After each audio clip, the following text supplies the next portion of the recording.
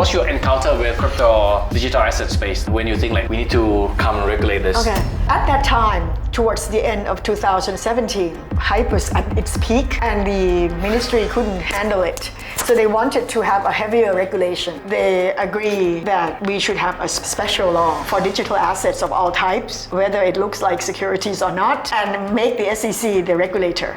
People would say, why do you need this? Is this gambling? And they confuse speculation and gambling. Our securities law would say securities are 1, stock, 2, bond, 3, mutual fund, 4, warrants, blah, blah, blah, blah. But there's a clause number 10 and it says anything else that the SEC calls securities. So we use number 10 for depository receipts, we use number 10 for REITs, we use number 10 for everything. I think it's very clever. Meet Tipsuda's Sohn Toravi Thavaramon, graduated in math from Harvard, MBA from Wharton, start her career at Bank of Thailand. In 1993, she joined the Thai SEC, the second year after the SEC was created, and stayed for 26 years. She climbed all the way to Deputy Secretary General, the second highest position at the Thai SEC. Passed down many key regulations, building the foundation. For Thailand's capital market, she pushed and passed the Derivatives Act into law, then helped create Thailand Futures Exchange, TFEX. This took more than 10 years, but it became a major unlock for Thailand's capital market. Then came the ICO boom. Crypto was growing fast, but existing securities laws were not enough. Thailand needed a new law for digital assets. She helped push this into law and played a key role in Thailand's crypto regulation. That is why many people call her Godmother of crypto regulation. Okay, in this week's episode is a very special one. We have a special guest, Khun Tipsuda Thavaramon. So he's the former Deputy Secretary General of the Thai SEC. I was. So basically translate that into plain English is? Yeah, I was the number 2 guy. Yeah. Okay. But that was 7 years ago. A long time ago. Okay, so she started about 1 year after the SEC has been organized, and also she passed down many key regulations. For example, the TFEX, the Thailand Futures Exchanges, and also liberalizing a lot of broker license, the competition law within the brokers, and also most importantly, in the digital asset crypto industry, people call her the Godmother of crypto. She helped urge the SEC to include digital assets into a law, right? Since this is in 2018, right? Around. Correct. Okay, let's start. ขอบคุณ สวัสดีครับ สวัสดีค่ะ Okay, let's start with your quick journey. What's your background? Before the SEC? Yeah. Okay, You studied at a very good school, Harvard math. Probably you are not many math people in the SEC, I guess. I was a mathematician by training, but I didn't do anything with it for so long that I probably only know high school math now. Okay, so Harvard, Wharton, Bank of Thailand, and then you started the SEC at the very first moment. A year after they were formed. Oh, right. Mm-hmm. So what makes you join the SEC? At that time, there was news of the SEC prosecuting some important high-profile market manipulation case, and I knew the people who were the writing those laws, or who set up the SEC, and I thought it would be a good place to try new things in the regulatory space. Oh, okay. So how was the experience back then? Because like at the start, I guess there's not much anything, so you have to kickstart everything from the ground up, right? Well, the stock market was founded in 1975, so 17 years before the SEC. Yeah. And at that time, it's not like there were no regulations. The activities, trading activities in the stock exchange were supervised by the stock exchange itself, sort of like a self-regulatory function. Fundraising was done, listing was done at the exchange as well, but I think the Ministry of Finance also had something to do with some of the final stages of permission. And at that time, the brokerage business was part of a finance and securities business of, in one roof. And back then in Thai we call manut thong kam, right? It's English is golden. Like if you work in brokerage, if you're the traditional broker, like you make so much money right. at the beginning. So yeah, they were seen by, they were overseen by the Bank of Thailand, and so it's fragmented. The regulation functions fragmented, and around 1990-91, I believe. The staff at the Bank of Thailand wanted to have a dedicated law with a dedicated regulatory body, like what's happening in other countries around that time as well. So they drafted this law and passed it very quickly in 1991, during the time when there was a government a military government under the coups. All the important laws were passed quickly in that manner. Oh, okay. So what was the priority back then? Well, during the first 10 years of the SEC? I mean, I would look at the first 10 years. I was at the SEC for 26 years. And the first 10 years, or the first few years, the priorities were trying to get the basic building blocks of regulations to be on par with what they see to be international standards.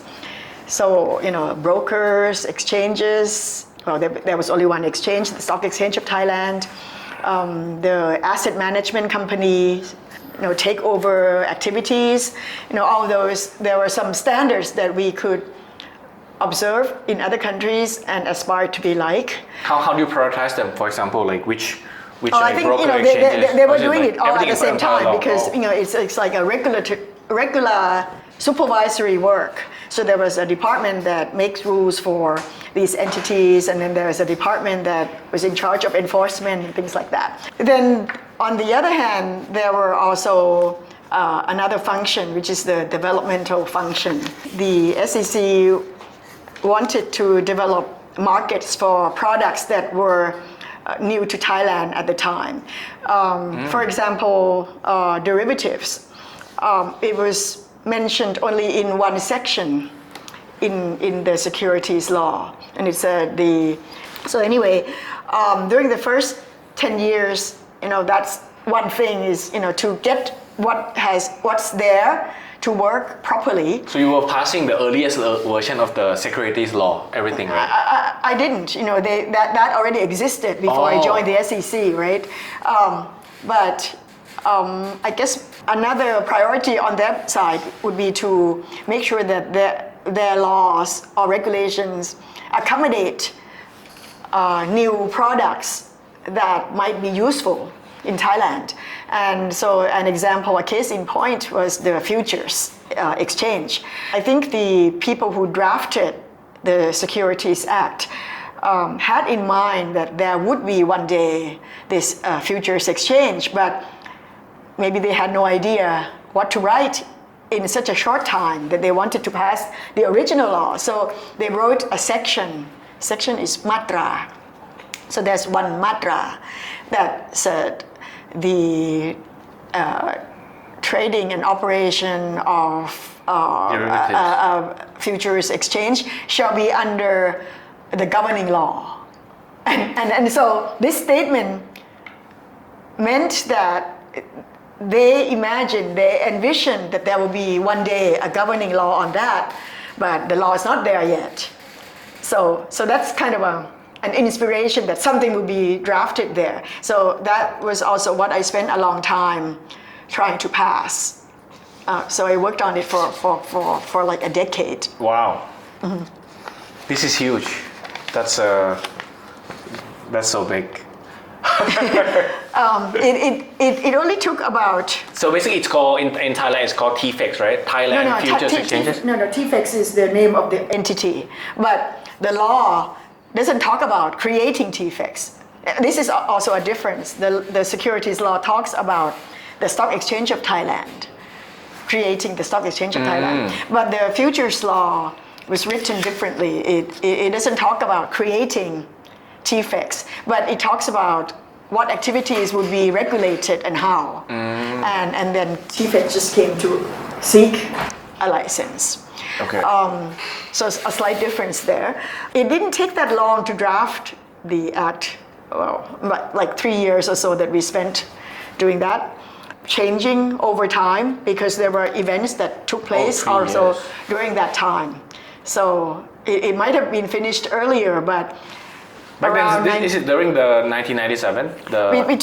We were drafting between 90, maybe 94, 95 to 97. Oh, and then that was when we were drafting.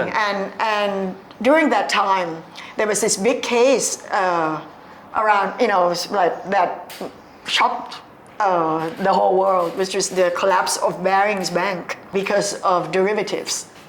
And I think that happened in 1995 or 96. Some Can you give me a quick overview? Some guy who worked for Barings became a star trader, made a lot of money for the firm, but apparently he also made some losses that he tried to hide, and in doing so he ended up putting in a lot of the firm's money and eventually the bank, which is like the Queen's Bank, collapsed. I think that was like a very old bank in the UK, right? Right. And then it's like, there was no risk management department, so any trader can do like. So anyway, I think that incident has a bad name, right? That incident made the people who were drafting the law, they would have to go back and make sure that they cover these kind of issues, and at the same time, it also sent shock to other people around our circle. So they were not that keen in trying to pass this law because of that event. Then followed by 1997 financial crisis, and that started in Thailand. And it also originated in some dealings at the Bank of Thailand in some kind of derivatives, but not the same kind that we were trying to regulate. But it has a similar name, and so people were having bad views. How was the scene back then? And during the 1997. So it's like, okay, we lost a lot of money because of these swaps, and swaps are derivatives, and so the idea of passing a law to enable the trading of this very risky thing is something that. So basically, the Soros fund, he basically made a big shot of the Thai market. I wouldn't go into that detail, right? but just the fact that a central bank can lose a lot of money because of activities that seem to be risky, it made everybody put on their guards. And also, in addition to that, people would say, why do you need this? Is this gambling? They don't see why you need to have a gambling house. They think it's a gambling house. Right now, people still believe it's gambling. But I would argue that it's not exactly the same as gambling. The act itself might, for some people, for some participant, might be very close to gambling, but the institution of futures trading is not necessarily a gambling house. In a gambling house, you have no reason to make that bet, but you make that bet because you want to make that bet. It's different from this because, there's no underlying risk, but you just want to bet on something. You don't need to make that bet, but you want to make that bet. So it's a house where people who want to make that bet come to make that bet, right? But in futures market, people already have risk coming from the price of the underlying asset that in one way or another they they have a view that they want to take or they want to hedge their risk.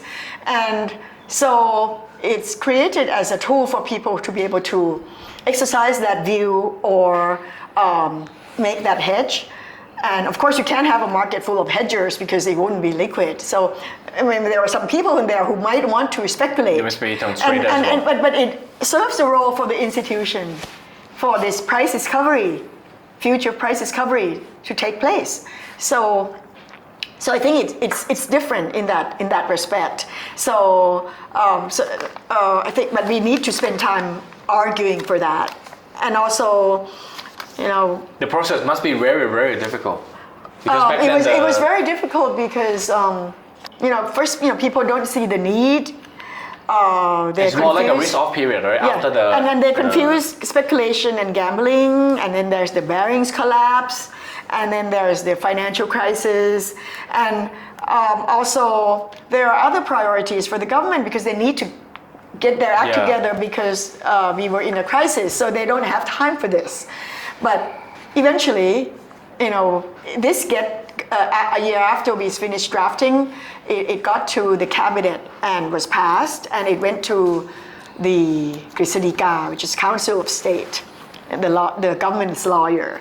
So they spent a couple of years looking at it. They gave a lot of importance to it. They created a special committee to be in charge of vetting this very law, and this law was full of new concepts that people didn't know of before. So we had to spend a lot of time explaining and going over. So we got a lot of support from Council of State, and so in a couple of years, the law was ready to go to Parliament. And at that time, the government already changed, so to a different government. But it went to Parliament, and then we spent a couple of years in Parliament. And also at that time, we also had to negotiate with the central bank, who were kind of cautious about having products based on FX or interest rates. So we made a condition that products like that would have to. The central bank. The central bank would have to have seen it, so kind of like that. Yeah. And then after the law was passed, so that was like 2003, the law was passed in 2003, 6 years after we finished drafting. And of course, we changed that draft along the way as well, because there were other things that happened in the world. So we, while it was taking time to change, we also revised the draft on and on. So it came out in 2003, and it was another couple of years before TFEX could launch its first product. It was difficult to find someone interested enough to set up this exchange, other than the Stock Exchange of Thailand. And it turned out that the products that were popular are equity products, and I don't think they use it for hedging. SET 50, right? Is it the index? Right, SET right. 50. Okay, let me summarize this. So the TFEX law is trying to pass around 1994. 3 years to draft.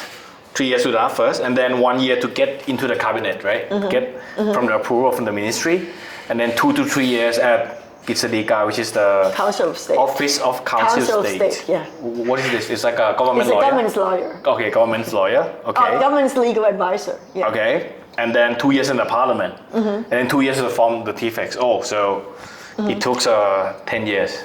Yeah, very it's long enough, yeah. Oh. So normally, I mean, this is I'm just curious, like, is there any way to make it faster, for example, like in this, if this was to repeat it again? Well, look at a digital asset. It was very fast. Okay. Okay, we'll go to that. We'll go to that later. Yeah. But I mean, like, for the audience who doesn't know, right? So 1997, the big Asian financial crisis is very big. I mean, compared to subprime, for example, in 2008. So back then, S&P was down around like 55% only, but the Asian financial crisis, the stock exchange of Thailand was down like 85%. Something like that. Very, very big drawdown. And then, so that's is the period that everyone is risk off, right? So, and then, Yeah. and then you try, And then this product is called risk on. yeah, and then it's like they're trying to pass down the derivatives law during the worst time. I think that's maybe the struggle. Yeah, I think I guess the lesson is that timing is important. But again, you know, if you really need it enough, if you think it's something that is good, you have to stick with it. I mean, there are laws that I tried to pass, but it didn't happen, and I gave up. You know. So when the TFEX was started, the most popular product is the indices futures, right? Futures? Equity futures, stock futures also. Oh. So it was used more for leverage. So this is the first decade of the SEC, and now we're gonna move to the second decade, right? Right. Actually, this, you know, by the time this passed, this already got into midway into the second decade. You know, the derivatives. Okay. Anything exciting going on the second decade? When you were at the SEC. Okay. This the second decade. The most exciting thing in the second decade is when we were trying to liberalize activities in the stock market. I mean, means liberalizing more means more competition. For more competition. Yeah. And there were two things that we were trying to do: liberalizing the brokerage license, and before that, there's a very few competitors, I guess. Like it's not like there were few. There were quite a large number of players. In fact, maybe I should. It's kind of odd. Because the license that's hardest to liberalize has a lot of players already. Yeah. Because the license were granted, I think nearly 100 licenses were granted back in 1972, but then no more licenses were granted, right? So I think around the time of year 2000, there might have been 40 something brokers already. There used to be even more than that before in my first decade at the SEC. Yeah. And then most of them collapsed during the 97. Right. The thing is, in the first decade, people were not demanding for new licenses so much as they were demanding access to the trading system of the stock exchange. There were like brokers and sub-brokers then. So some brokers are members of the stock exchange, and if you are a member of the stock exchange, then you can send your order directly to the exchange. And so all the commissions that you make, which is fixed at 0.5, 50 basis point. Oh, that's a lot. Yeah. It's yours, right? But if you are a sub-broker, so you are a broker, but you are not a member, then you have to submit your order through another member. And so if you collect 50 basis point, you have to give up 30 basis point of that to the member. And then you can retain only 20 basis point. So that's like, if you are a member, then it's like you make a lot of money. That's why you say this golden thing. Yeah. But it must be very hard because like it's like battling between new incomers versus the old brokers. So at that time, there were already a lot of. I mean, like, if I were printing money, making so much money from commission, I don't want the new players to come, right? So there must be like a bunch of. But then so the stock exchange allow new members to come in, and submit applications, but they have to bid for the seat. And the seed value went so high, I think it was probably the highest in the world. It got to 312 million baht. Okay. At one point, yeah. Just for the broker license? No, not the license, the seat. So what do you mean by the seat? The seat is the right to send order directly to the stock exchange. So the license for a broker allows you to go and act as a broker to for people and say, give me your money and I will send it to the stock exchange. but the seat gives you the right to send that order to the exchange SEC. directly. So you can collect the 50 basis point on your own, right? So during the first 10 years, so it's a good investment. I mean, even 300 million, right? Exactly. Because they make so much money. So the first 10 years, the debaters, people were trying to be the member, and we were trying to pressure the stock exchange to open membership, and so they opened for full membership and charged 300 million. But by the time we got to the second decade, I think there was a lot of competition for orders.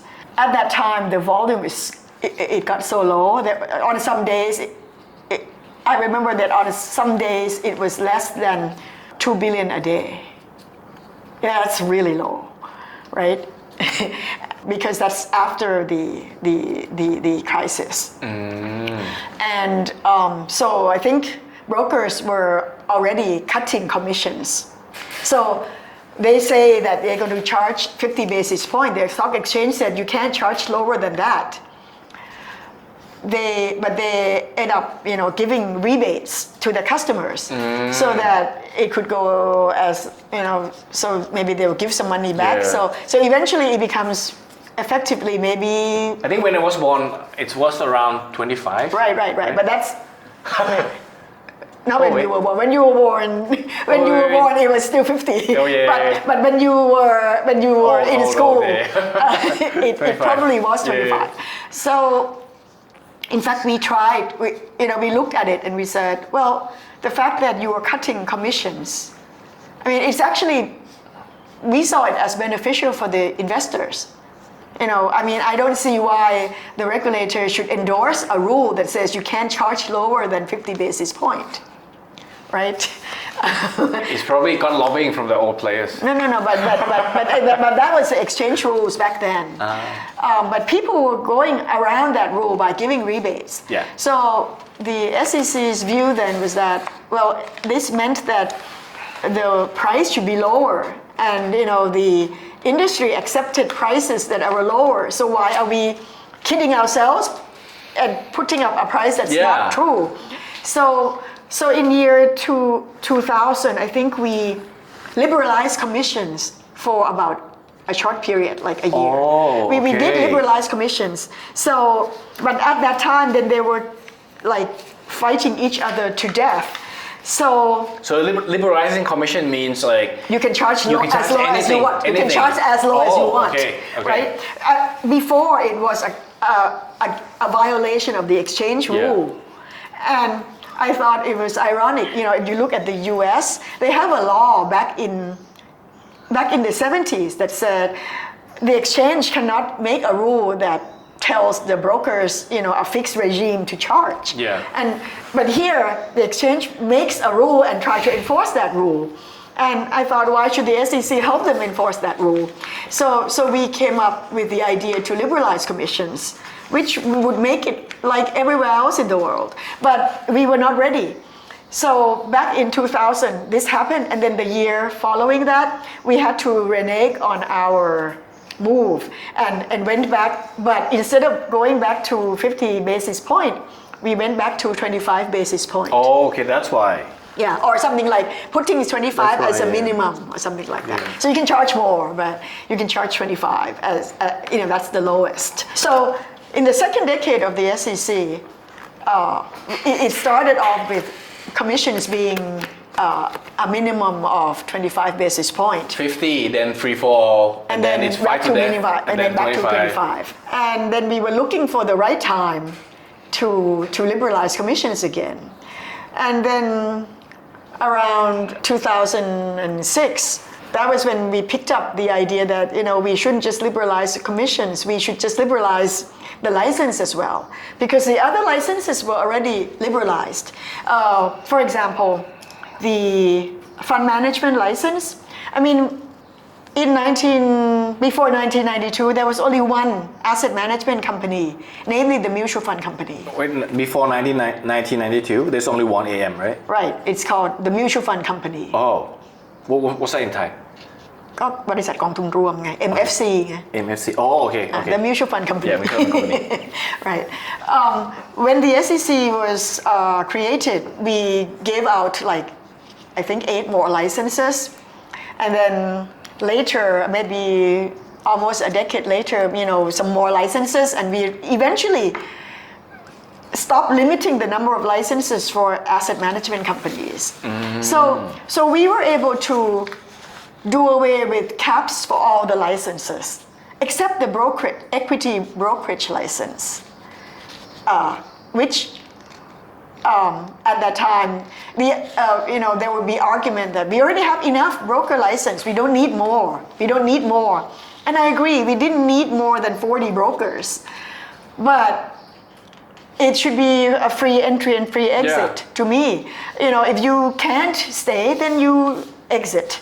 But by putting a cap on the number of license, people who were no longer fit, they waited around to sell their license, and and they can like reap back their rent. And I thought it would be more efficient if people can prove their worth and then bring in, their proposition and apply for a license directly instead of paying someone else. So that was the idea that, we really should liberalize license and commissions. But back then, okay, back then, let me. Back then, how many licenses were there? The broker, exchange, asset management, mainly 3 licenses, right? In the security side, originally there were already different licenses called the broker, the dealer, it's usually like the 4 license: broker, dealer, investment advisory, and underwriting. Now, that's the way they just crafted the law. Most people just get all the 4 licenses under one roof. Which one is the most expensive though? Like back then, broker. Back then, I think they were all expensive because to get a license, you have to pay up like 100 million baht for a license. Oh, just the license alone. Yeah. This is on top of the capital requirement. Right. Capital requirement is yours. Is your money. Okay. License you pay. You have to pay. But they already. Back then, they didn't have to pay because we were not granting new licenses, right? They already had the licenses back since 1972. I don't know how much they paid then. Okay. But we made a rule that if you don't have enough licenses, if you suppose you are lacking one license, suppose it's the underwriting license, then they can come and get that license for 100 million baht. So it's like, we call it like the missing tooth, so you don't have 4 teeth, then you can come and get the missing one and pay 100 million. Maybe the investment advisory might be cheaper, like 50, but it's still expensive. So it didn't seem to affect that fee is not so. It's not a problem because there were already many players and they had the licenses. But the idea that you need to go and pay someone else who should exit the business for their license, it reduces the efficiency of this movement in the market. And it makes entry much more difficult. Right. Because you need so much capital. So I remember, if my boss asked me, why do you need more brokers? And I said, I don't need more brokers, but I want free entry and exit. And I think I could say that because it's different from banks. For a bank, you don't want banks to exit that easily because they have deposits. And you have to worry about, what happens to depositors. But with brokers, they have your money, but they have to segregate it and keep it, safe, and they can't use it. So if this broker wants to get out of business, we can always transfer that account to another broker. Okay. So it's not like banks, So I think the SEC was not that worried about broker exiting the business if it can be orderly, the exit. If the exit is orderly. So the idea around 2006 was that we should strive to liberalize the number of licenses and the fees that you have to pay to get the license, plus the commissions that they're going to charge. But my lesson from the year 2000 was that we liberalized commissions rate without giving them warning, and they were not prepared, and then we had to pull back. But then we gave them like 5 years to get ready, but they were never ready. So we came up with the idea that we would make it a big bang. We would announce it 5 years ahead. So what we did in 2006, towards the end of the year, was to announce after this deliberation within our board, they agreed, and we announced that in 5 years, namely the beginning of 2012, would be the time where we liberalized security licenses so that people who are qualified can seek license. But by being qualified, they have to have the systems and the capital and the people and all that. And they only need to pay a little bit in license fee. And at that time, we thought that 20 million was so cheap. Compared to the 100, yeah. Right, or many hundreds, It's like, okay, you get this package that you can do all activities, and then you pay 20 million. Yeah. And because at that time, to do the fund management, you have to pay 5 million. And to do 5. Yeah, so I would say, well, okay, if you already have fund management, 5 million, you pay additional 15, and then you get everything. So we have like this super pack for 20 million.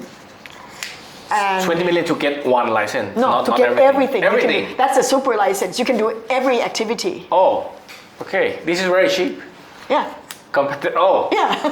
So before it's 100 million per one license. It's 100 per missing license. Or per missing license. Per missing license. But here it's 20 for everything. But there was no license anyway, so okay. Yeah. Ah. Yeah. Okay. So that's what we did. So they can, if you get that super license, you can also deal in mutual funds and bonds and everything, including equity, everything, and derivatives and everything. Yeah. So, but I didn't write a new law for it. Not a new act for it. I didn't amend the act for it. I proposed an amendment of a ministerial regulation, so it's a lower level, so it can be passed quickly. And I don't call it a super license. It's still like many licenses, and I tied together in a package. Yeah. And so unlike maybe this is around 2012, right? 2006, but it took effect immediately, except for the brokerage license for equity that took effect in 2012. Okay. So that's what we did. So that's like one of the big journey. It became like one of the big items in the capital market development plan back in 2009, 8 or 9. The Ministry of Finance had this capital market development plan, and in 2009, led by Khun Gon, right? Gon, yeah, and Khun Banyong Pongpanit and Dr. Virathai. So I think we all were in agreement of this liberalization. So this item became one of the items on that plan. The other big item on the plan, which we failed to execute, was creation of competition opportunity for the exchange business. You can see that I didn't mention this exchange business as a license separately. It's because exchange means primarily listing, the IPO market. Exchange means like the stock exchange of Thailand. Oh, okay. Acting as an exchange, so you can have listing and trading, because the law gave a virtual monopoly, or legal monopoly, to the stock exchange of Thailand. The law talks about another exchange called the trading center, trading platform, but it's only for, it has to be created by 15 brokers coming together and proposing to launch a separate platform to trade stocks that the stock exchange doesn't list. So it's not written to be 15. it's not written to be in competition with the Stock Exchange of Thailand. It's more as to complement that if the stock exchange doesn't want to list something, maybe this exchange will. But it didn't work that way, you know. And so we wanted to craft a law that would open up the concept of a generic exchange so that someone who is qualified can come and ask for that license as well. Now, exchange business is slightly different from broker business in that, you know, exchange by definition is you bring together multiple buyers and sellers together, and then they interact according to your rule, and then they can trade. Exchanges thrive on volume and liquidity, and so there is this network effect. If you already have the volume, then you will grow and grow, and if you don't have the volume, then you die, because people don't want to list where there's no volume. Even if you don't write about monopoly, there is already a natural monopoly feature in this business. And you know, Stock Exchange of Thailand was an old institution, and you know, there's no reason why that it would lose out very quickly to a competitor aside from foreign competition. So if you are a foreign house trying to draw volume away, you know, or even like trade Thai stocks elsewhere, that kind of thing. But if it's domestic, you know, it's really hard to compete with the Stock Exchange of Thailand.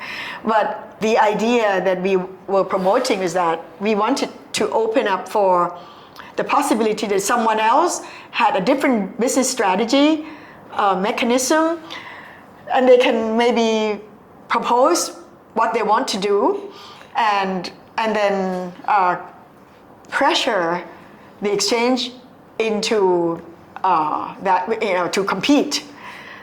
Because at that time, the exchange didn't really have to compete domestically. So what were the strongest argument against creating another?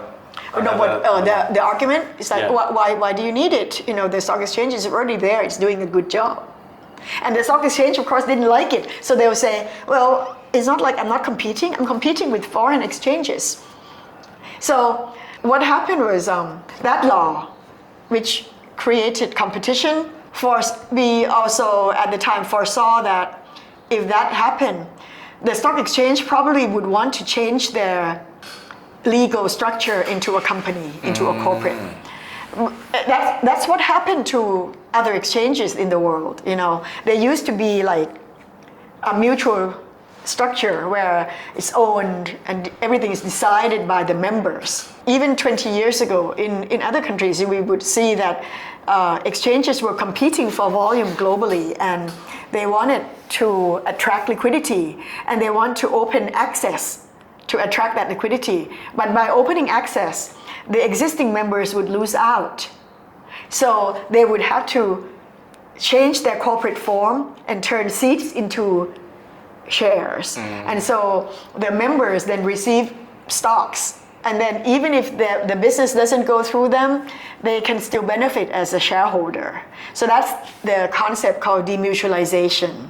And that happened all over the world starting around year 2000. I think starting with Australia, ASX was one of the first. Then we started seeing it everywhere. You know, the big trend became demutualization or corporatization. We were, I think, the minority who hasn't done that. This is, you know, around year 2000 to 2010. That was when this happened. Okay, so to recap, what's the main benefit of demutualization? Well, the idea is that if you want the exchange, which is controlled by members, to open up access that, and in doing so might be viewed as hurting each individual member who used to profit from fees or commissions if transactions are sent through them. If you want to open up more access, for more prosperity, you have to give them something else in return. And so the idea is to change from owning the membership into owning shares. And that's the whole idea. It's like changing from a cooperative to a company, to a corporate. Yeah. But what I want to say is that that failed. We failed in that because I think the market wasn't ready for the idea of having competition with the stock exchange or anything. Yeah. So we failed in that, but we didn't fail in liberalizing the brokerage license. But even then, after formally liberalizing that license and fees, I observed that there was still resistance in the brokerage community who were maybe affected by this competition. And so they were not happy for a long time. Until a couple of years later, when the idea of fintech came, I think that changed the picture completely. And I think it woke up the people in the industry, and they were, instead of trying to compete with one another in the same old manner, they would have to look for new ways to compete using technology. And they might have, competition from new breed of players completely also. So I think that's what fintech did. It changed the perspective of the existing players. What's the earliest form of fintech? The first form I saw was around 2000. So it's basically 13, finance and 14. technology combined together, right? Yeah, basically. right. I mean, around 2013, 14, 15, the fund brokers, the mutual fund brokers were the early fintechs that are. For example, case in point is like Phenomena. There were a number of other players like that. Before, the mutual fund industry, it's still very dominated by banks. The big players were bank subsidiaries. And if you are an independent fund house, you have no way of selling your fund that easily because each bank would prefer to sell to sell their own products. So back 20 years ago, we would see this bank sell. Kasikorn would focus on selling K-asset products, and SCB would sell SCB. They say their own thing.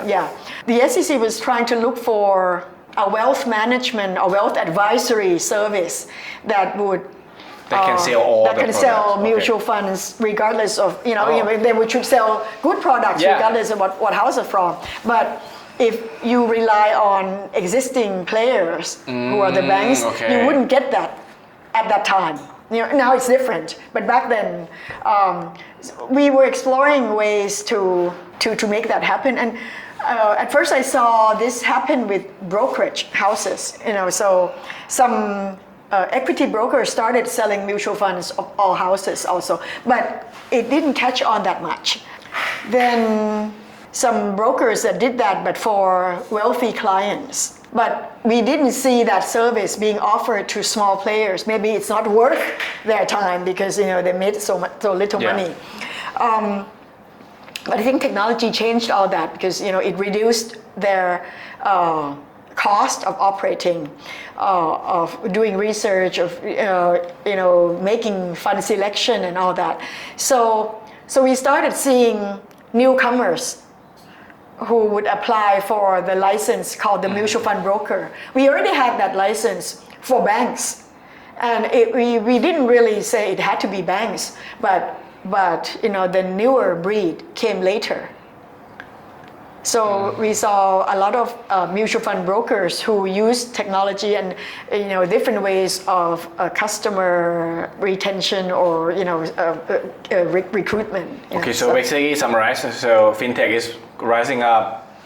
It's allowed more players to come in, not banks, because bank is going to sell their own product. So more competition within the space. And then once they came in, banks started cross-selling as well. Yeah. Okay. So make it more fair. Okay. Yeah. And then so we move to digital asset space right now. So how what's your encounter with crypto digital asset space? Like when you think like, oh, we need to come and regulate this. Okay. Well, at first, when Bitcoin came into existence, I wasn't aware. I didn't care. I thought it was some strange thing, used for payment.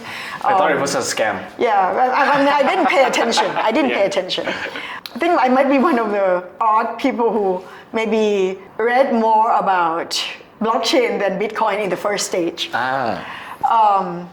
Because I think when I was in the US for my son's graduation, we saw some books on blockchain technology, and for layman to read, So I read that, and I was intrigued by the technology, but still I couldn't piece it together.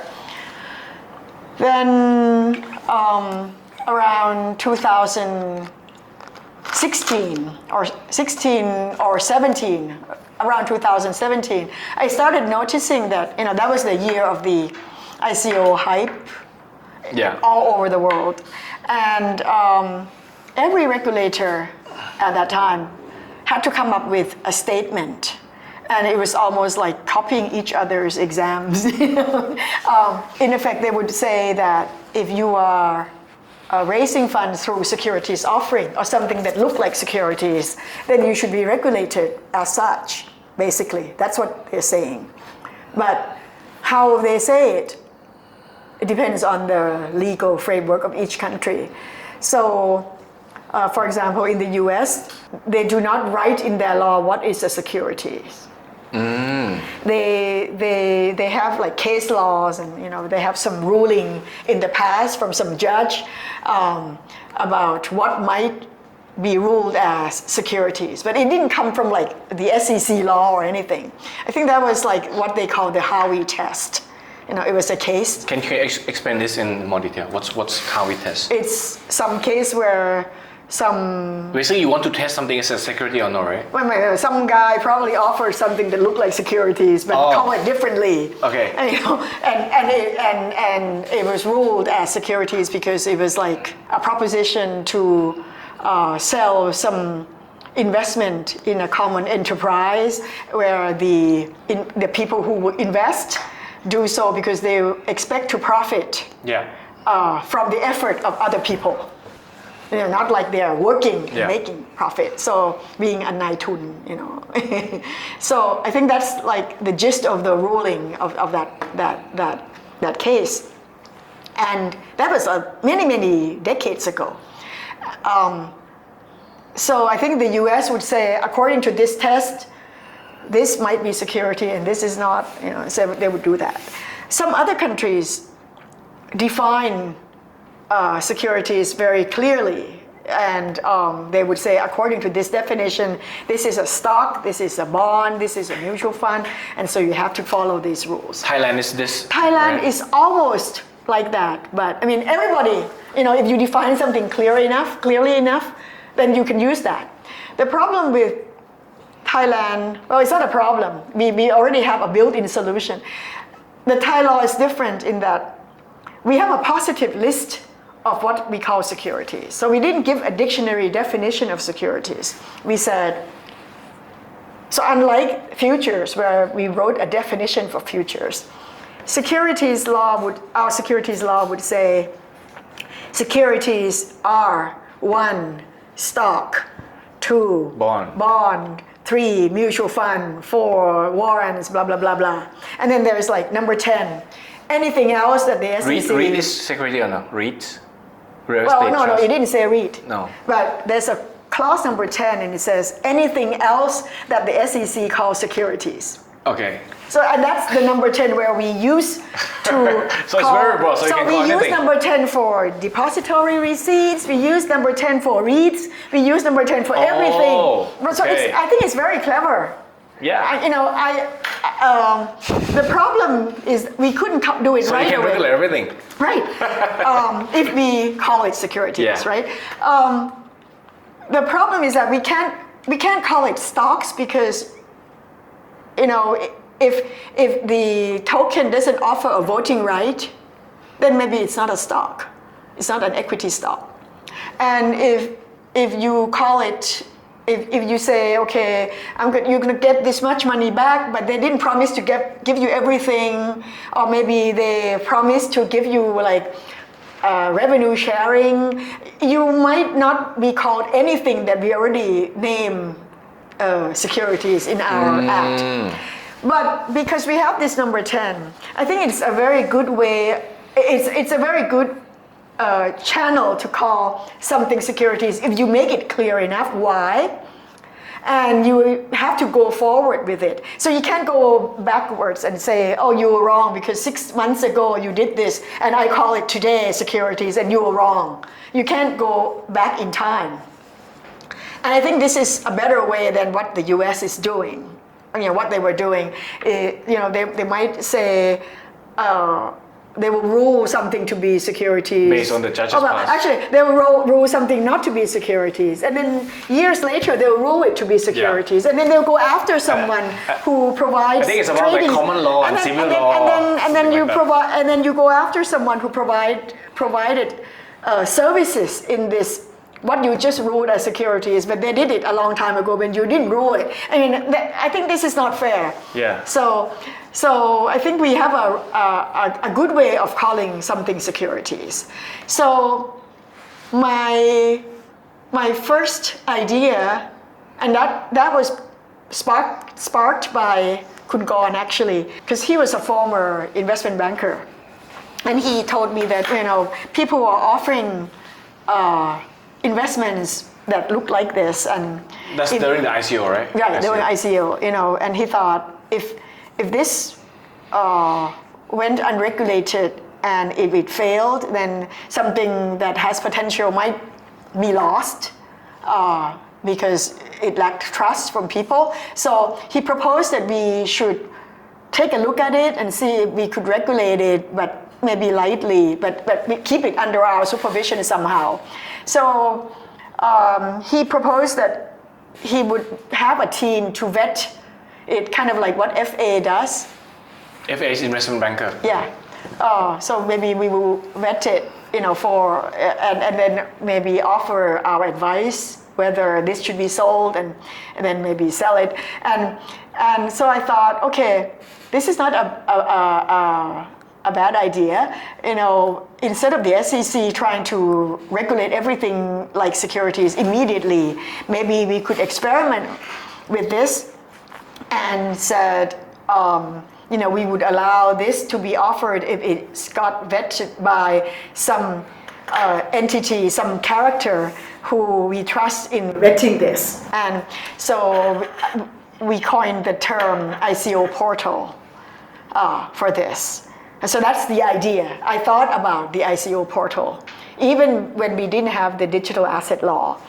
And so the concept is basically same as investment banking, but instead of you IPOing a stock, you are ICOing a token. Right. And maybe we'll change the requirements so that you don't need to do it the same way. But because we were, at the same time, we were proposing another mechanism also to help reduce the risk. We said, if this is offered to retail investors, they couldn't buy more than X amount in a deal. And I think that idea, we followed the crowdfunding model, because we just had a regulation on crowdfunding a couple of years earlier.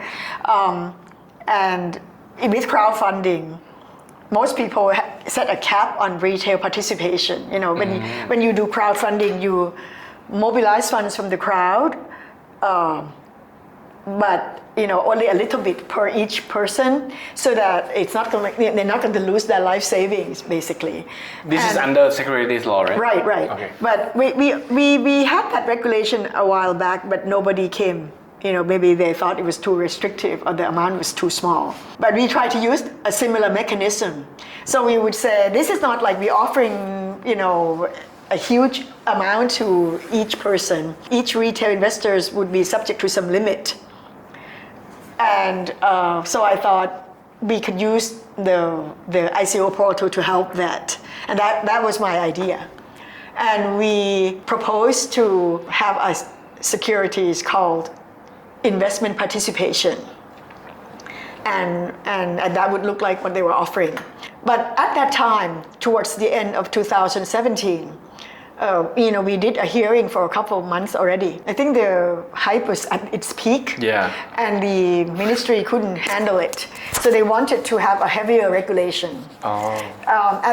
At the same time, they wanted to cover not just fundraising activities. They wanted to cover, the regulation of the trading of Bitcoin and other cryptocurrencies.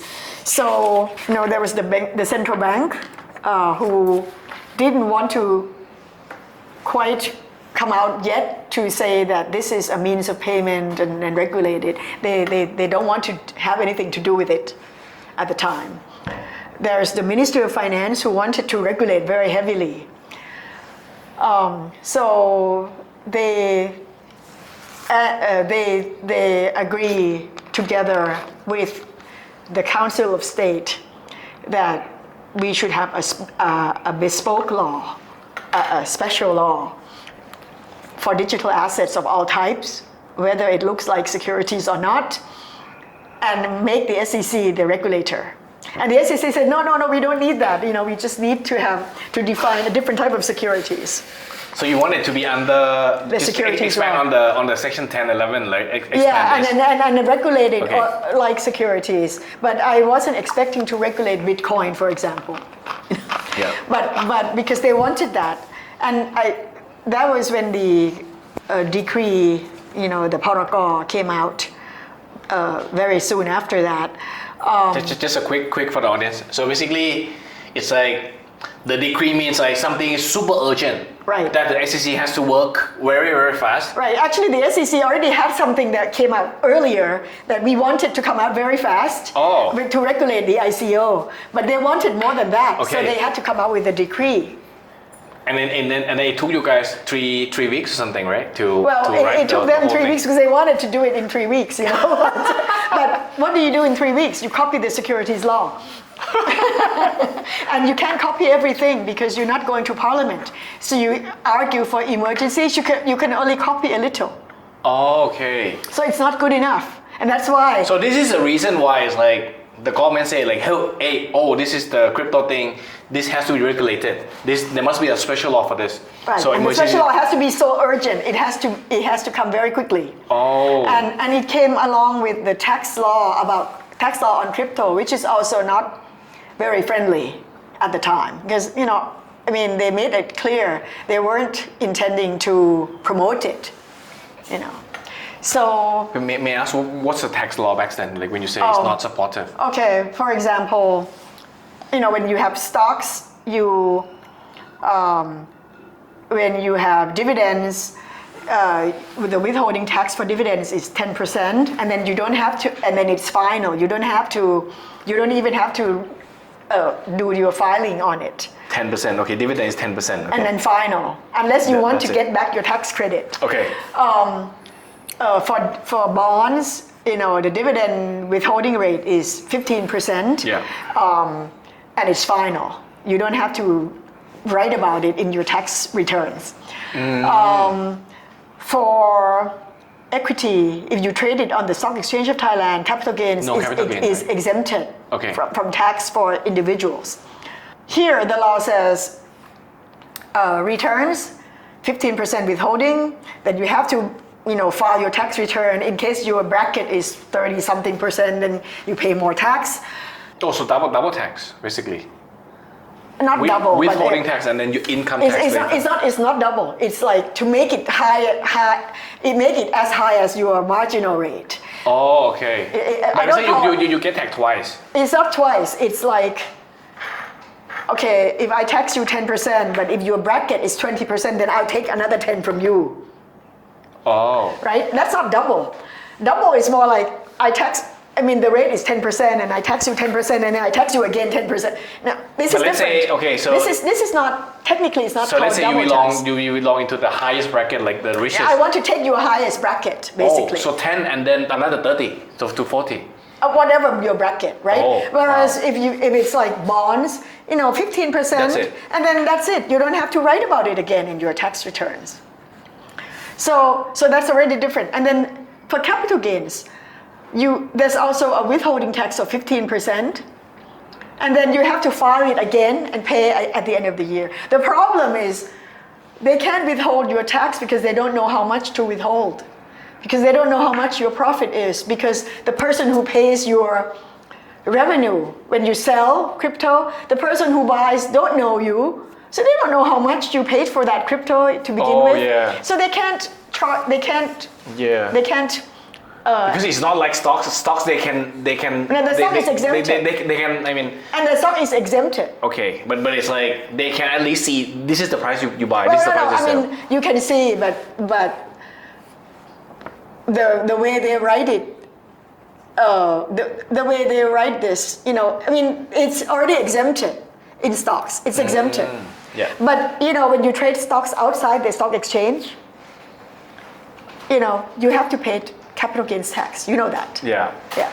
You have a private company and you sell your stocks to someone else, you pay capital gain tax. But there's no withholding tax. Okay. But you have to pay. Technically, you have to pay. Yeah. If So they basically, catch the tax environment at the start was very bad. Well, it's not promotion. It's not promotional. Yeah. They didn't intend to promote it. They made it clear that it wasn't an intention to promote. I mean, they were not ban it, but they were not promoting it. Now, what happened after that was that they realized that by writing a decree and copy a small portion of the securities law, it wasn't sufficient. You know, you want more protection. You want it more like securities law. Yeah. So I think eventually they're going to move some investment token back to becoming securities. I've been hearing that for many years. Now, the reason they can't do it immediately, and this is an unintended consequence, and a happy consequence in my opinion, is that as I told you, we were trying to liberalize the exchange business, right? And we were trying to create the possibility of people operating another trading platform in securities, but it wasn't possible. Now, once they call some tokens securities, they would have to make room for people who got the license to be an exchange in those tokens, right? I mean, if I already paid for a license to be an exchange in investment token, and then suddenly the SEC said, oh, investment tokens are securities. That's it. And if they didn't get a license to be an exchange in securities, then that exchange could no longer that license provide, went to zero. Will become zero. Yeah. And that would be a problem for the SEC because that business would surely sue the SEC, right? I mean, you can't do that. You just can't do that. You can't give a license to someone and then change gear, and then, I mean, okay, they might not be able to sue, but it would look really bad on the SEC part. I mean, you can't give someone a license and then take it back because I'm redrawing my house. Yeah. It's more. It's not directly, but it's indirectly. It's directly. It's directly but partially. You know, I mean, maybe they might be able to continue with utility tokens, but you know, they have separate license for cryptocurrency and tokens. So I would surely complain, and I would make a big deal of it if I were those exchanges, and the SEC knew. So, in preparation for this, while it's very easy to declare something to be securities, it's very difficult to change the law to accommodate another exchange in securities. But they had to do that. So that's what they were doing. They were drafting an amendment, or they were doing an amendment to allow the creation of trading platform in securities, alternative trading platform in securities, so that these people who used to have that license can come and get this license, this other license, because that would be the only fair thing to do. right? That's why it's that taken would be, a long that time. would be the fair thing to do, and that's what was taking a long time. And it's not in their control. I mean, they drafted the change, but they couldn't pass the law on their own. So it had to go through parliament and all that. So how was the first ICO in Thailand? Was it JFIN, right? That was not a regulated ICO. I mean, they did the ICO before the law came out. Oh. They did it in January or February of 2017 or 2018. They did it in Jan or Feb of 2017. I can't remember. And then when. the law came out like months later. And I was doing a hearing for my investment participation rule to come out in March, but it didn't come out. But even if it had come out, it would still be after JFIN. Okay, let me give a quick background. So, JMart is like a, what do you call, like a mobile company. Right. It's a listed public company. Right. And the JFIN is basically like a coin from, They have from a the listed subsidiary. company. They have a subsidiary called JVentures. JVentures, okay. And they were doing like daring things, you know. I have to commend them for doing it in Thailand, because it showed that there is a need for that regulation. I mean, and they could have done it elsewhere, but they said they're going to be doing it in Thailand because they're a Thai, you know, and then why not?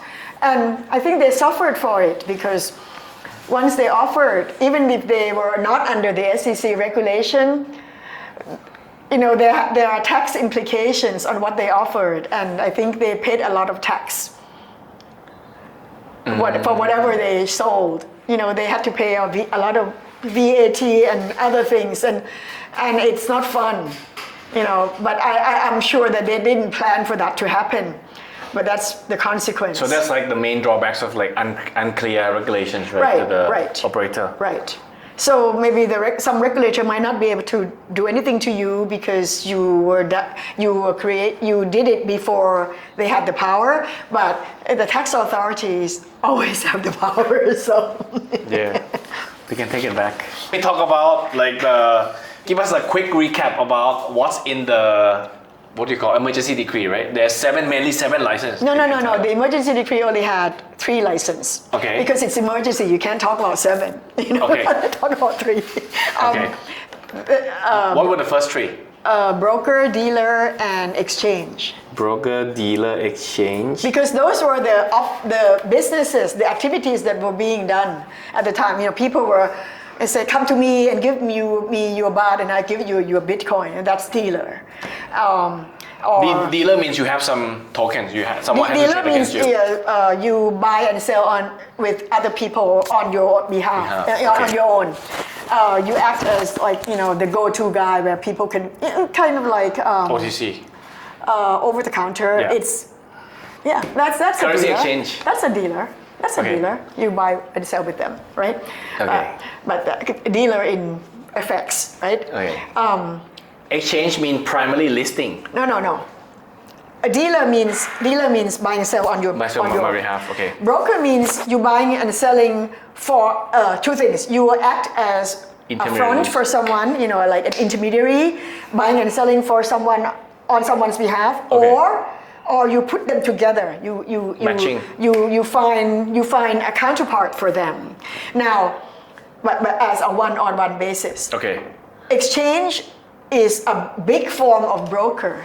Exchange is like a broker, but bigger than a broker in that you bring together multiple potential buyers and multiple potential sellers. And then you find a mechanism, an algorithm for them to match so that they can interact. Okay. Yeah. So that's the first 3. So exchange, broker, dealer, right. and then... Now, those are the basic 3 that we saw in the securities world. There is exchange, broker, dealer, but exchange is a monopoly, but broker and dealer are what we see in the securities world. The investment advisor which is someone who gives research or opinions To the on public. or advice to the public as to the worthiness of buying and selling in securities. That's investment advisor. That's a similar concept, but we didn't have it yet. I think in the first decree, it came later. It came later. But the first decree, we got the basic intermediaries. Then I think later, the ICO portal. The ICO portal was in the first set. It's not a license. It's a kind of different kind of license. Okay. As in FA is not the same kind of license as the broker dealers. Okay. So that's 4. Okay. Yeah, that's 4. And then advisory. Advisory came later because people were talking about it, so they have to Yeah. license that. And fund management because people start managing.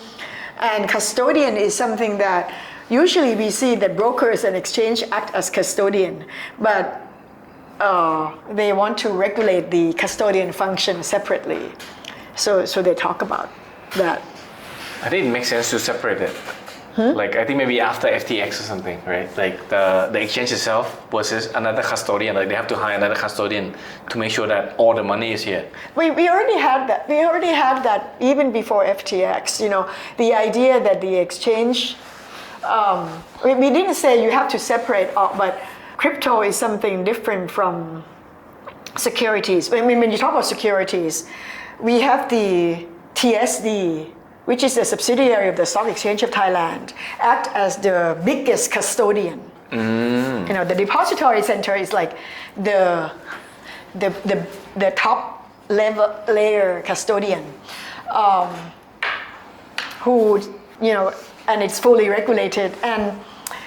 And if someone hacked someone's securities, and if we know that the truth is that it shouldn't belong there, we would just change it, right?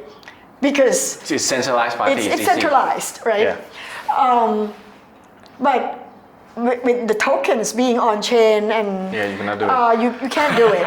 So if you have everything under the exchange, acting as custodian, the first risk is that the exchange got hacked. So that's why we would say we start charging higher capital charge for things in hot wallet than cold wallet. I can't remember the percentage by design so that they would naturally move from hot to cold. I'm not sure when we started limiting the percentage or the amount in the hot wallet. Then with the cold wallet, even if it's cold, but if it's handled by the exchange itself, okay, maybe that the FTX case could be the case in point where you might cheat. Yeah. So to reduce that possibility, then there is a reliance on the third party. In the auditor, right? Right. Third party custodian. Oh yeah. Yeah. So I think that's the idea, but that's after I left the SEC. We were not that sophisticated back before that. But I guess back then, in terms of how much, what's the most expensive license to get? It's probably exchange, right? Back then. I think it's the exchange because this is mandatory. This is like arbitrary. The license is charged by you set by the SEC. I can't remember how much it is, but it's nowhere near as expensive as this old securities license. Wait, so it's around, if you have to guess, 20, 50? I can't remember. Okay. I don't think it's that expensive, the license fee. I think what's expensive is the level of capital that you need to bring. Oh, okay. That's different. It's called the NC requirement, right? Yeah. Oh. And I think that again depends on whether you have customer assets in your control. If you act as an intermediary without handling client asset at all, then really there is no big need for big capital requirements. But you might want to impose some so that people need to be serious to enter that business. But it's not. But in my opinion, with the kind of volume, I don't think capital requirements. Capital requirements is enough. Right now it's It's I think right now what we see right now is a bit the opposite of what the SEC initially thought, in a sense that right now broker license I think is the most powerful one. Is the reason is because exchange license. Let's say you list a new token like Aptos or Sui, like a new generation of project, like with a big market cap. So the exchange license, they have to pay so many market makers to make it liquid. Whereas like the broker, they can just route liquidity to like Binance, right? This is because I think the SEC might not have thought so much about this, but because unlike in the traditional market, because our history we only had one stock exchange, and the products are local products. So there's only one exchange, and then everyone else is the broker. Right.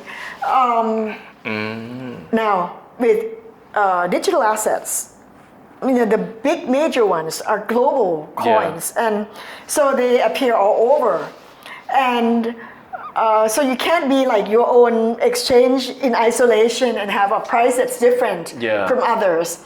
So you have to always make sure that your price is aligned, and if you don't have enough liquidity, there's no way that it can happen. People will move away. Only local coins is something that you behave like the stock exchange of Thailand, but otherwise you behave more like a broker. And so what happens is if you can't win as an exchange, you can still have something to play as a broker. On top of that, I believe that in the past couple of years, the SEC came up with many rules that are quite stringent on the exchange, but not so with the brokers, and I don't know why. For example, you would say to the exchange that they can list a certain type of tokens, but they didn't make that requirement on the brokers. For example, the meme coins. So then in that case you need the broker license to do what's not prohibited. So I don't know why they think that way, but I think that's secondary. I think the primary reason is that there's not so much room for many exchanges in small place, in a small market. I think in crypto everything moves so fast, right? And if it's like all the internal process or the passing the regulation, I think it's maybe too slow, right? So that's maybe why they cannot move as fast. Well, I don't know, because I'm not with them anymore. Okay, so let's discuss about fund management license. That also came after I left, but I think that's not the mutual fund. It's the AFM. It's the private fund management. Because once if you have a mutual fund that invests in these things, it's still a mutual fund. It would be securities no matter what. So I think this is more like private fund, and I think that would be a useful license for.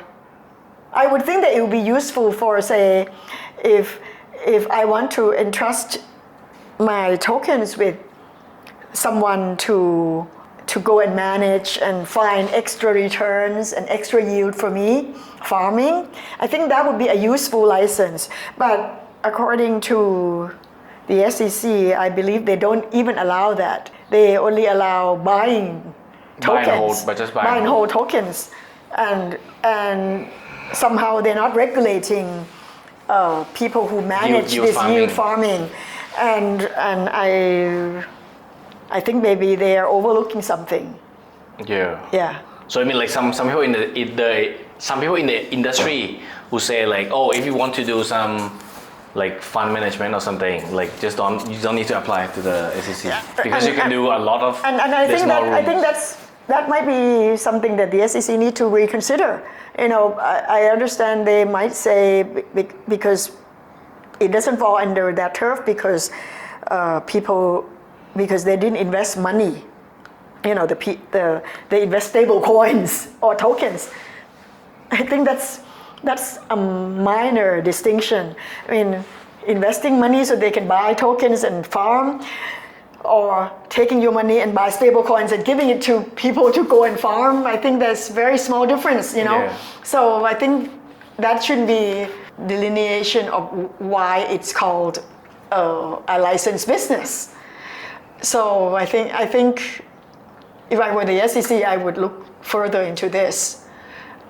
It would be better. It just encourage, like, if you want to It would be better open a hedge fund, you go open outside Thailand. It would be better to bring something under your oversight and, you know, writing a rule of what you think would be a good way of doing it, rather than, you know, that would be better than saying that this is not in my turf and I'm not looking at it at all.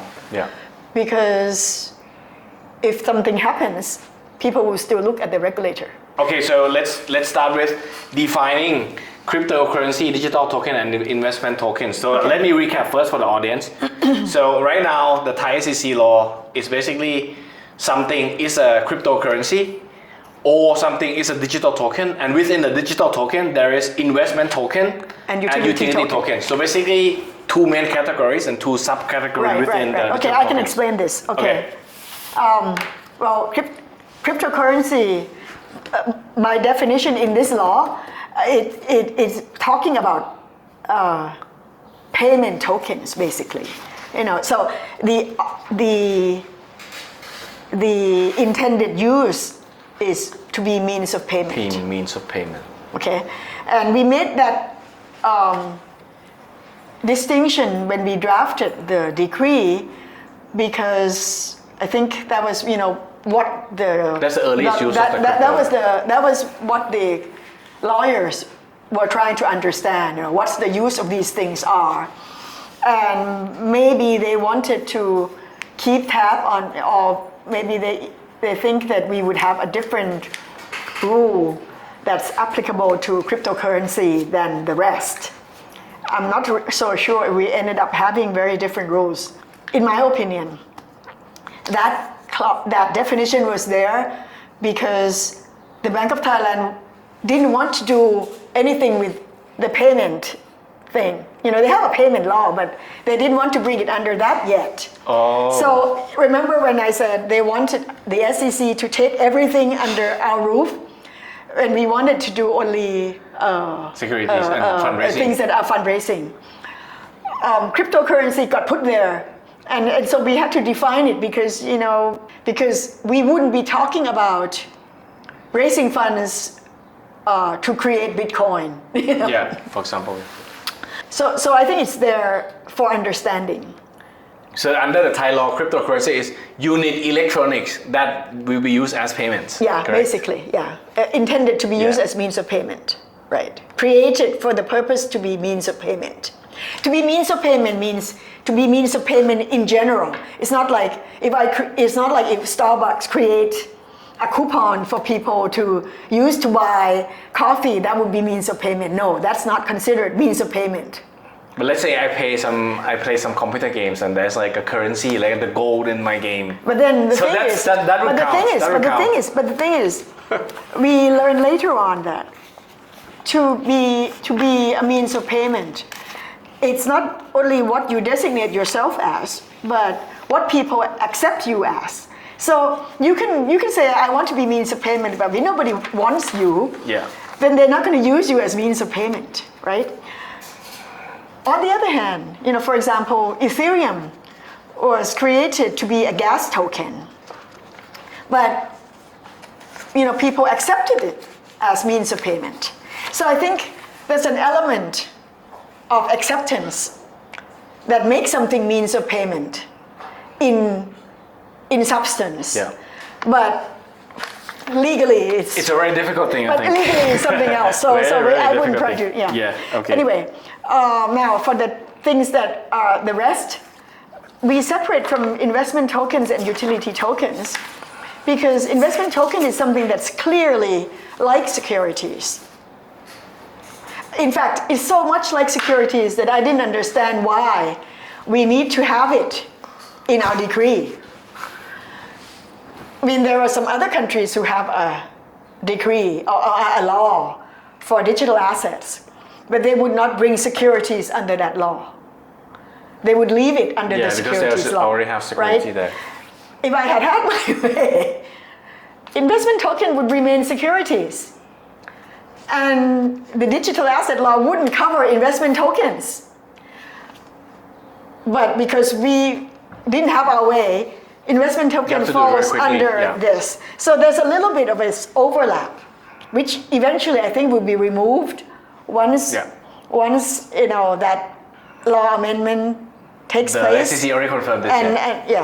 And I think now they're already doing this as if it's securities. Yeah. For example, allowing people who got securities license to participate in activities in investment tokens without getting the DA license, I think. So I think that points to the direction where people agree that this should be securities. But back then, when we were writing that 3-week stint, yeah, you only have 3 weeks. it was already ordered that this would be digital assets. So right now, there was a big meta of this. It's called real world assets, right? So basically, let's say, for example, you tokenize gold or real estate, that's another thing. To me, this should be securities. Yeah, I think this should be securities. And I think this is so odd. It's like you tokenize government bond on chain. Right. You tokenize. And in fact, I think also that it looks very much like investment tokens. Yeah. But again, the definition that we drafted in the decree for investment token couldn't cover gold because we talked about projects, raising fund for projects to share profits, right? Yeah. Whereas this gold token is more like you put gold in custody and then they issue you some token to confirm that you have gold in their custody, and then you trade this token. To me, it's very much like depository receipts. Oh. Okay, wait. So or gold mutual funds. So let's say right now, if you want to tokenize gold on chain, according to the Thai law, so what's the process? What kind of license is it? I think it falls under utility token now for some reason, because the definition in the investment token doesn't cover. Yeah. So doesn't cover. So it's not crypto. It's not investment token. It has to be utility token. And I said, there should be a new set of category. And I think, why not make it securities, called DR. So you see, I'm all for tokenization of something that is securities. But my opinion is that if it should be securities, even if it's in token form, it should still be securities. Yeah. It shouldn't just be something else simply because you tokenize it. Yeah. There's a debate on this, right? But we have chosen the path in 2018 to call a lot of things digital assets. And we're fixing something now. What remains to be seen is what's going to happen to gold tokens. I know that things that are investment tokens will move to securities eventually. What I don't know is what will happen to gold tokens.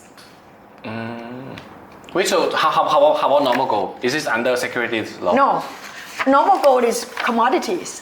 So which? So I don't know who. Gold shops are not regulated by the SEC, but in the past we have had ideas to have to securitize gold. To make gold something that you can trade as papers. Yeah. Right. And back 10 years ago, we would talk about gold funds, gold ETFs, gold depository receipts, and gold futures. But this one should be under the securities. And what we picked, I think they picked gold futures because the gold shops they already had licenses to trade gold futures. So it's probably most practical to create some gold futures with very low leverage to make it like paper gold. Yeah. So my point is, by calling it something legally, it doesn't change the substance of it. And I totally in this camp. And you can have, what you don't want is to have something that's the same but coming out in different channels with different levels of regulation, and that we call regulatory arbitrage. And that's not a good thing. So the ideal thing would be to have a clear definition of what it is. But if you can't do that, and if you run into some problems with an existing regime, for example, you might not want it to be securities because there is a monopoly on the exchange. And so if you want other exchanges to, you might have to call it token. That might be the reason why you need to pick a different form. But you need to make sure that it's equally stringent. There's no arbitrage in creating it. What was the debate internally? Let's say, because when I study how SEC thinks, I'm obviously... I don't know because I've left, so I don't know. Okay, what do you call it? It's like... I don't know what the debate would be for gold because that would be after I left. But there was a debate 10 years ago for what form of securities or instruments would be used for gold that are traded like daily, and we were debating between depository receipts or mutual funds or ETFs and futures. There was some kind of a debate already in the past. So it's a normal thing to have this kind of problems coming up. But what we don't want is something with a big gap. Unless that gap is something you want to do away with, okay, if the exchange is a monopoly, but if in a different law it's not, okay, that's good. I think back in the past, there was a Thai SEC fintech competition, right? Is that how you met the Top Jirayut and Baramin? Yeah, we had I don't know if they still have that, but we had a first fintech competition in fintech challenge program in 2016. And I think the idea was, I wanted people to bring in what they want to do and see if we can help them achieve it. Back then, I think Top and Baramin came with the idea of doing a competing exchange, a competing stock exchange, using blockchain. And, I wasn't sure what that mechanism was. Basically tokenized stocks so that people can trade 24/7. Yeah. Which is like right now this meta is very common. Right. But I couldn't accommodate because even if he there's no law yet. Actually no, I wanted them to at least make the first cut. They didn't need to win, but if they made the first, made it to the final round, then I could tell, because before when I wanted to open up for competition in the exchange space, there was always a question posed to me, who would want to do it? Why are we doing something that people don't want to do? They didn't see anyone wanting to compete. So by having someone wanting to compete, I wanted to be able to tell the authorities above me that yes, someone wanted to compete, and if we don't pave way for him, then he could go and do it elsewhere. And what's the use in that? And because of that, we were able to come up with some sandbox scheme for trading platform, but it never materialized. I couldn't make it a permanent scheme. Yeah. And so I think in the end, he gave up on that and went to do something else, like his crypto exchange thing. Okay, so what's a real job, regulator? Well, what do you think? Well, you said what? You think the regulator is there to enforce the law, right? You were complaining about that. I think it's this. I think the regulators, you have to balance between customer protection and innovation, but it's very hard. That's the objective, though. Right? But it's like, where's the line? Like, it should be here? It should be here? Each country will have different answers to this. I think first, the regulator is there because it's there to address when the market fails, market mechanism fails. So because exchanges existed before regulators came into existence, right? And for any business to thrive, people need to trust it, have confidence in it. And it's possible that a certain business or ecosystem can achieve that on its own. It's possible that in some businesses it happens. But time and again, investment business is something where many things can go wrong. One thing is that, there is the asymmetry of information. The issuer knows more than the investor of the real status of the company. The people who have more money have more power, more leverage in dealing. For small players, there's also some lack of financial literacy. When something fails, it impacts the system at large. Yeah. So I think in the capital market, it existed. Originally, it existed so people can raise funds to fund businesses and create prosperity in the economy.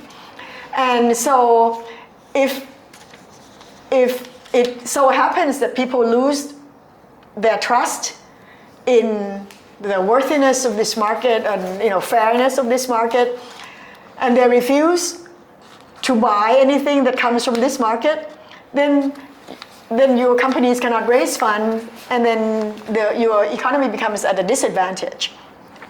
So I think you have to think of the regulator as someone who steps in to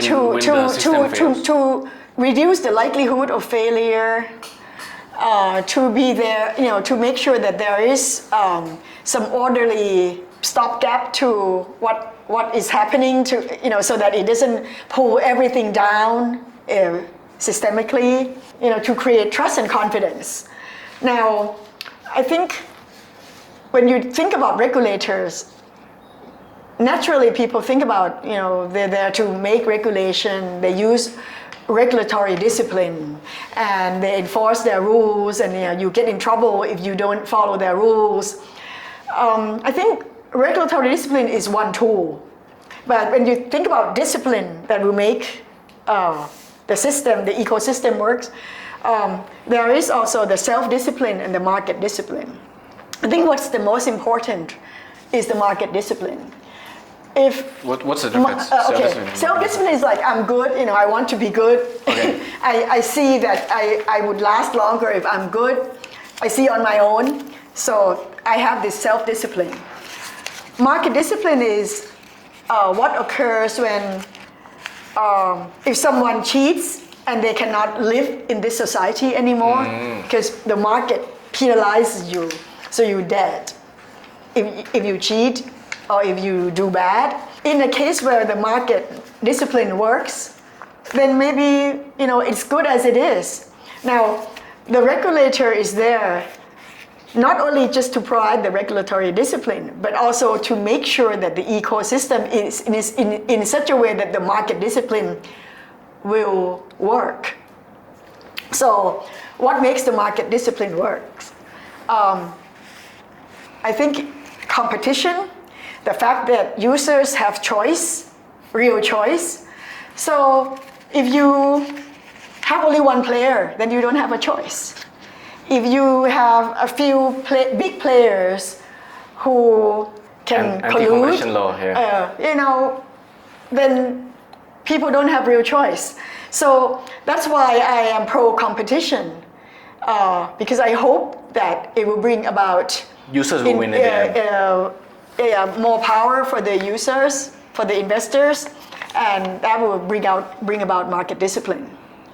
Regulatory discipline is still needed. Yeah. If all else fails, for example, I would say, like when you talk about clearing and settlement, you could say that it's in the interest of the exchange to make sure that everything clears and settles. So even if the regulator doesn't say anything, the exchange might say, okay, members, you have to bring in enough capital.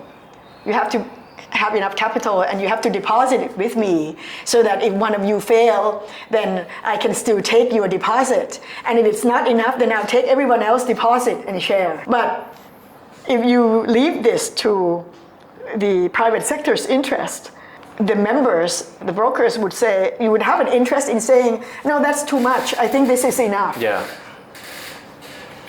You know. When I started this industry, I don't like regulators. So that's where the regulator has to come in and be objective and say, okay, you should have the deposit on hand that is at least can cover the loss that can happen in 1 or 2 or 3 days, depending on how many days it takes to settle.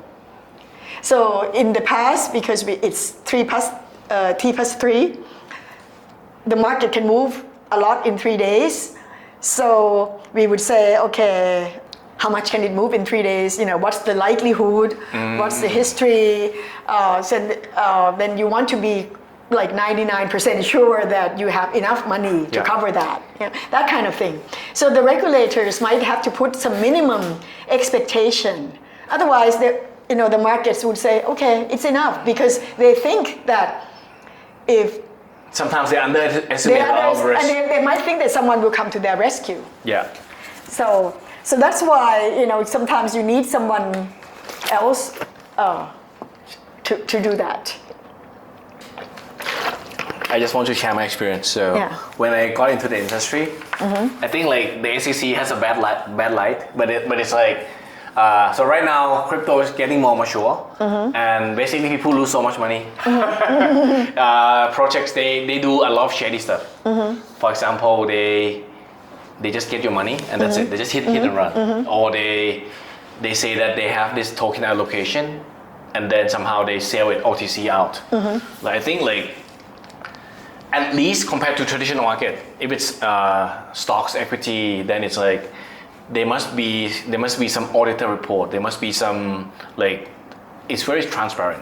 But in crypto, it's like, I think there's a need. There's a need for sure. But the question would be, how do we balance between, consumer protection compared to innovation?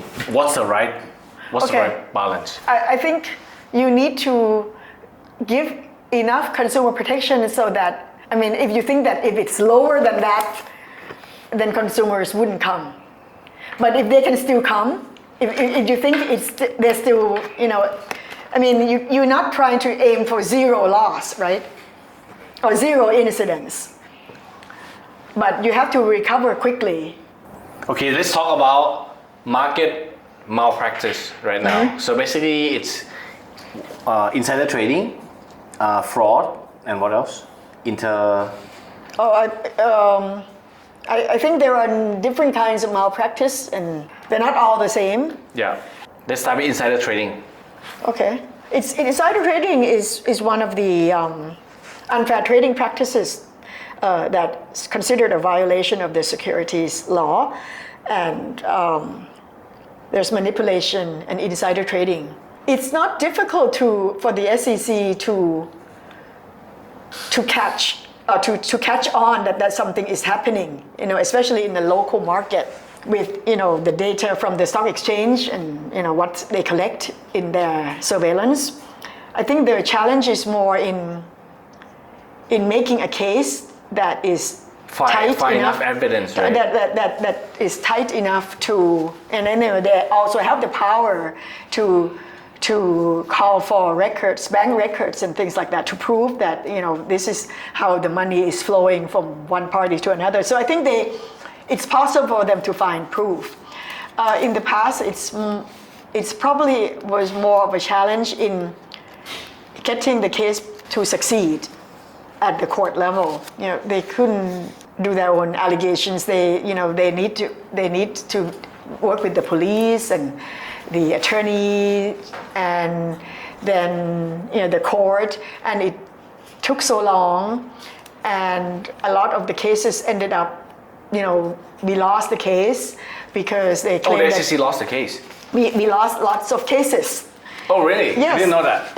Not in the past, in the old days, and that's why it's hard to do a criminal prosecution, because when it's a kadi aaya criminal, you have to prove beyond reasonable doubt, right? And it's very difficult to get that done. And we looked around and we saw that in most other countries they have other mechanism to punish the wrongdoers. They have these civil penalties. So it's not a criminal prosecution. เป็นคดีแพ่งไม่ใช่คดีอาญา If they find enough evidence, they can agree, with the party, the wrongdoers can agree that okay, I'm wrong, so I would accept these civil penalties and pay up. All my profits. I'll cough up all my profits. I'll pay additional fines. I'll pay your expenses. Right now, it seems like this businessman, This only happened like 7 or 8 years ago, because it's a new part of the law. The first 20-something years, we didn't have that mechanism. That mechanism only came about, I think, about 8 years ago, maybe. So then we could, people who don't want to risk going to jail or fighting forever, they can agree with the SEC and admit to their wrongdoing and pay fines and cough up all the profits and pay the SEC's expenses and maybe accept other penalties such as being banned from trading in the stock exchange for a certain period or being disqualified from being a director in the listed companies, for example. So I think that's more efficient that way. We were able to handle much more cases that way. But so basically, that's not to summarize, fraud. is to increase the penalty for the wrongdoings. Right? To make it more efficient and increase the monetary and different types of penalty, not trying to fight for jail terms and then lose in court anyway. Oh. Right. But I think most Thai people will still have. But that's not fraud. You can't do that with fraud. Okay.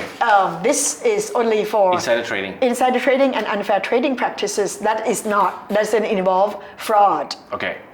Fraud is when you cheat people, you take people's money and don't fake return accounting them. and stuff. Yeah. Now the second group of malpractices would be or failings would be something that happens with the intermediaries, because those are licensed businesses and the SEC has the authority to go and inspect these firms from time to time and require that they report from time to time as well. So they're more on top of what's happening with the licensed entities, and there are standards that they expect. You can't missell, you can't commingle client asset, or you have to have enough capital and so on, and you have to have good systems, otherwise I'll punish you. That is something that the SEC is quite on top of, I think, because they are direct supervisors. The hardest case would be what you call the fraud cases by listed companies or people who raise funds from the public, because that's the worst one. Because there are several hundreds companies. The SEC cannot possibly inspect these companies. It's not their job. It's the auditor's job, right? It's the auditor's job and the management and the internal audit and the board and audit committee, even board members, if the management hides something from them, it's really difficult for them to find out the truth anyway. So what's with the SEC, who is further away? So they will only know if something already blows up in their face, and then there will be prosecution. So you would see with the case of JKN or Stark, they would have to go after people who were the wrongdoers. There is a question of why. So I mean, take some of Stark case. Well, I think the wrongdoers, the companies, the management, the people who do and the also audit, the right? people who are, the people who inspects, like the auditors, would have to be responsible as well. So I think you would see that they go after the auditors, but not the firm, because the law doesn't yet allow them to do so. Oh, okay. The law only allows the SEC Just one individual person to approve the person, the auditing staff, but not the firm. To be able to do something with the firm, they need to amend the law. And I think they have proposed this amendment a long time ago. So it has yet to be passed.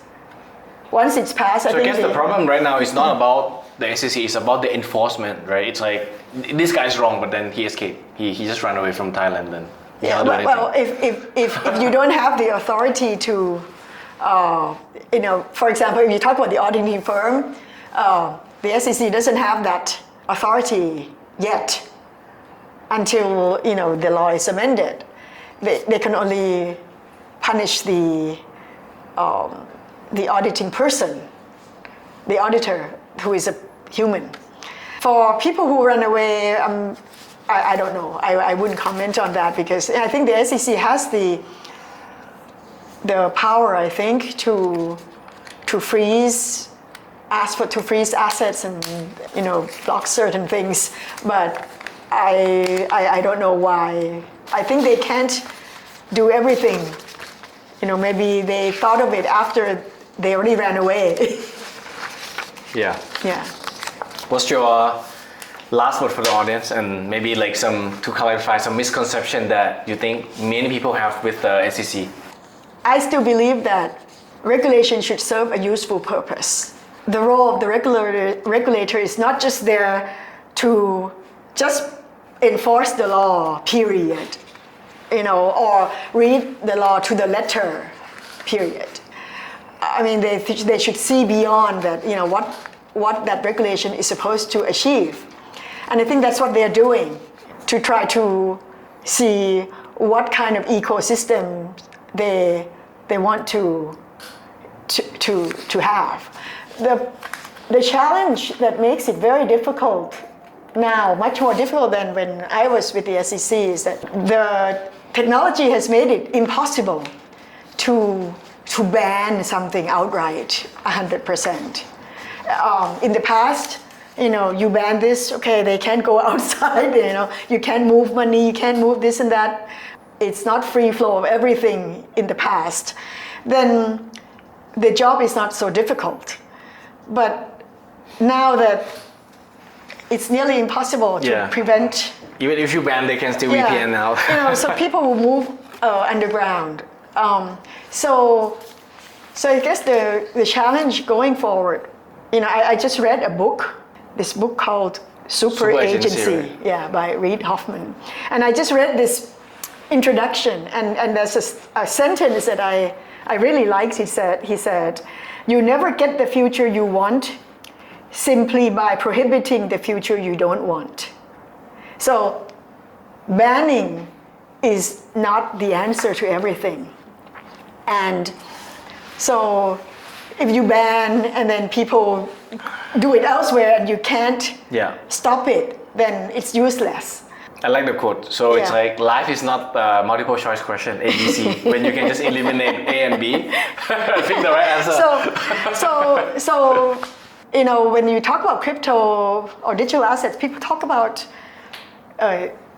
removing intermediaries. Now, being from the old world myself, I rely a lot on intermediaries. I know that the regulators traditionally rely a lot on intermediaries.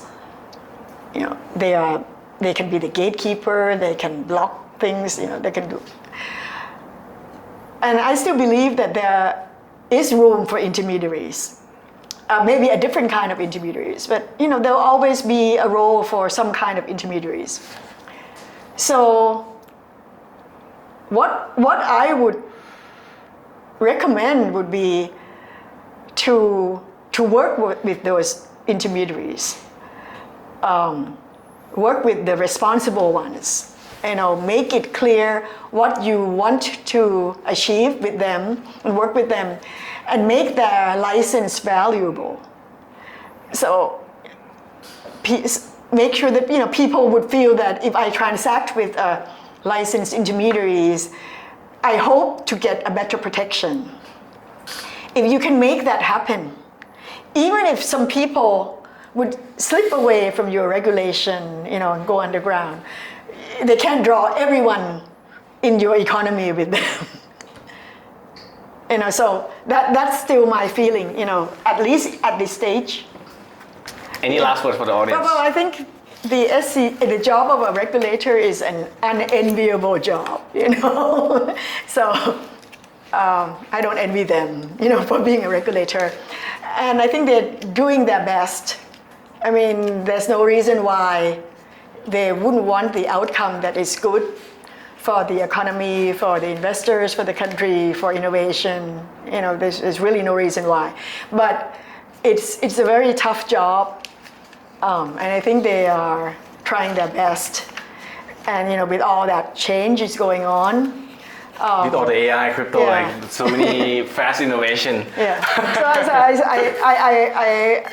I want to give them my support. I want you to give them your support. Yeah. Of course. Yeah. Totally. Without the regulators, we would not be here right now. The best support also would be to go to when they do a hearing, a consultation, give them a fair opinion, which is not merely, we hate all regulations, so this is stupid, or this is not like that. But trying to understand what they're trying to achieve, and then maybe if you see a flaw in their logic or what they might be blindsided to, then point it out and offer constructive feedback. And I think that would be very much appreciated. Yeah. Okay, so that's it for the episode. Thank you for listening. Hope you guys get a lot of value from this. We have a super special guest, Kikau here, so we understand all the deep insight about capital market development, regulators, to digital assets, to philosophy, everything. All right. See you later.